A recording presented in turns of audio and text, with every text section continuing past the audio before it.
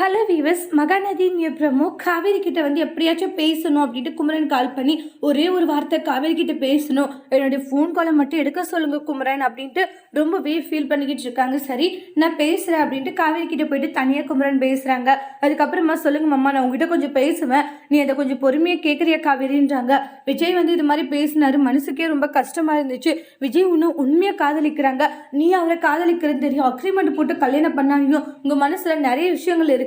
ஆனா ஏன் இப்படி எல்லாம் பண்ணிக்கிட்டு இருக்க காவேரி? சரி, அவர் போன் பண்றாரு, ஒரு வார்த்தை பேசுன்றாங்க.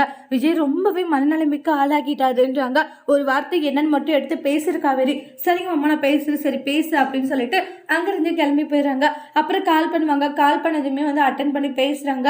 காவேரின்றாங்க, சொல்லுங்க காவேரி, உன்னோட குரலை கேட்ட பிறகுதான் மனசுக்கு சந்தோஷமா இருக்கு. ஏன் காவேரியும் எப்பைக்குமே கூட பேசவே கூடாதுன்ட்டு முடிவு எடுத்துட்டியா? நீ பேசாத இருக்கிறது எனக்கு எவ்வளவு கஷ்டமா இருக்கு தெரியுமா? நீ ஏன் என்னுடைய மனசை நீ இந்த அளவுக்கு கஷ்டப்படுத்திக்கிட்டு இருக்க?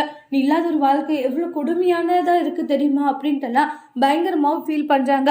அக்ரிமெண்ட் போட்டு கல்யாணம் பண்ண தப்புதான், ஆனா நான் உண்மையாவே உன்னை காதலிக்கிறேன் அப்படின்ட்டு மனசார ஃபீல் பண்ணி பேசிட்டு இருக்காங்க. இது ஷாரதை கேட்டுட்டு பயங்கர கோவப்படுறாங்க. அதோட இந்த பிரமோவை முடிச்சிருக்காங்க. தேங்க்யூ.